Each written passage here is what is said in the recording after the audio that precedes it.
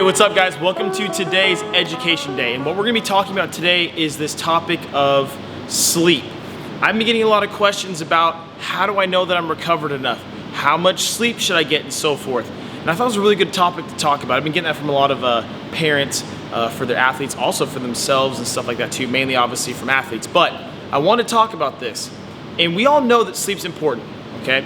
We all know that, okay? We've heard, just like we've heard exercise is good for us, and so forth. Sleep is just as important as exercise. So look at it as a recovery standpoint.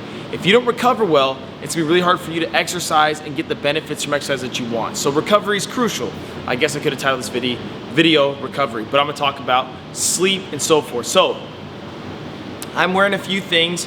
I'm testing out some trackers right now. One of them is called a Whoop band, okay? And then one of them is called an Oura ring. It's just a ring that you wear.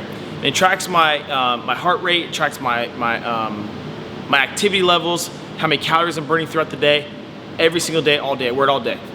And so what that does for me is it lets me know, okay, how many calories should I be consuming for one. But the biggest reason why I purchased these is because when we had our first child, our daughter, Light, I thought I got enough hours of sleep. I would wake up, go to the gym, do my work thing, and then I'd work out during the day and I would just go hard, right? And I'd realize for the rest of the day, I'd be so mentally taxed, not really physically, but almost like cloudy. Like I'm like, okay, I can still focus. I had to work really hard to focus and so forth. Almost like I was dehydrated, right? But I drink a lot of fluids throughout the day.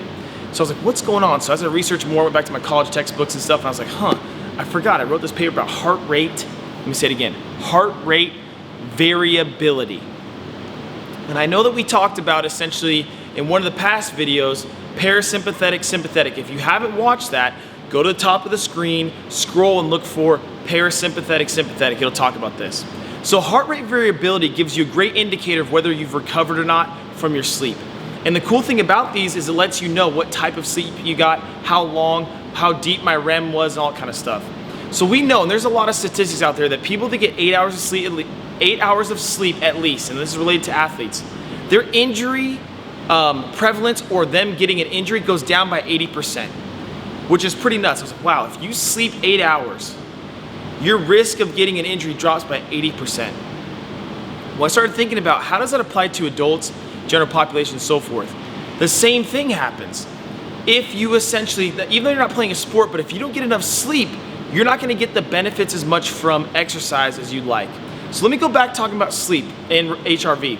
Heart rate variability. So, for example, variability of how your heart beats is a good thing. If there's a constant like, tick, tick, tick, where it's kind of the same, where it's like boom, boom, boom, boom, boom, boom, and there's a rhythm, right? And it's the same all the time. There's no variability. Like sometimes when you check people's heart rate, you'll feel like beat, beat, beat, beat, beat, beat, beat, beat. Like it would vary.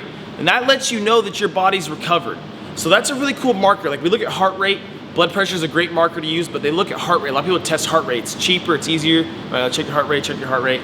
But the number for heart rate is a good thing. Like you want to keep that thing low, right? That means you're more conditioned, you're within the normal ranges. But heart rate variability lets you know if you're truly recovered. It lets you know if your nervous system that regulates your entire system, made up of systems, is recovered enough. So if your heart rate variability is at a good number, it means that you've got enough sleep, you're not inflamed, you're not stressed out, you're able to kind of calm down and so forth. So heart rate variability is a great marker for that. And one of the biggest things you can do to help with your heart rate variability is getting enough hours of sleep. Now the tough thing is whenever, like for me, I have a theory. My theory is that we're supposed to work less in the winter and work more in the summer.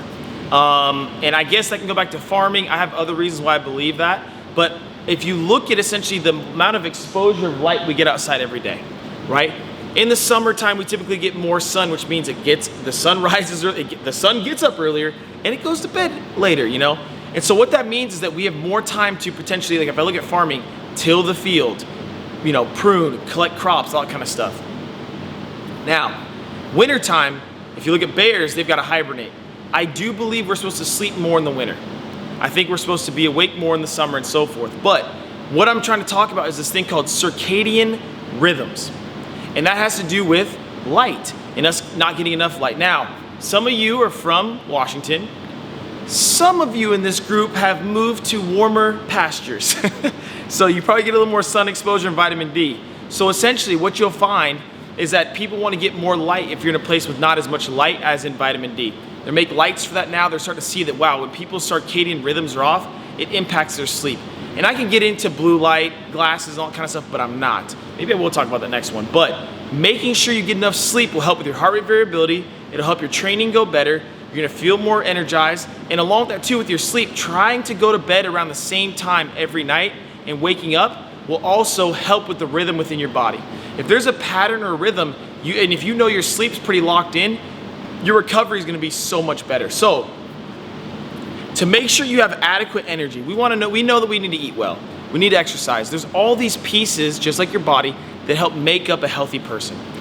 But making sure you're getting enough sleep will help you recover, help you be able to bounce back the next day and exercise, go for a walk, whatever it is, do the activities you want to do, and that's gonna make a massive impact.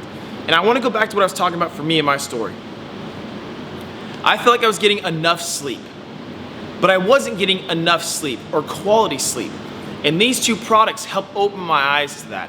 So I'm a big fan of understanding heart rate variability, and now I'm thinking about it, I'm gonna talk about how we can use heart rate variability to help with our training and how we should train and oscillate that. So hopefully that makes sense today. I encourage you guys to get sleep, get on a routine of going to bed at a certain time so that's kind of consistent so your recovery is good. Hopefully that makes sense and you guys enjoyed it. And if you guys want to talk about other topics, please message me and let me know. We can expand upon the topics that you guys want to learn about. All right, guys, have a good one.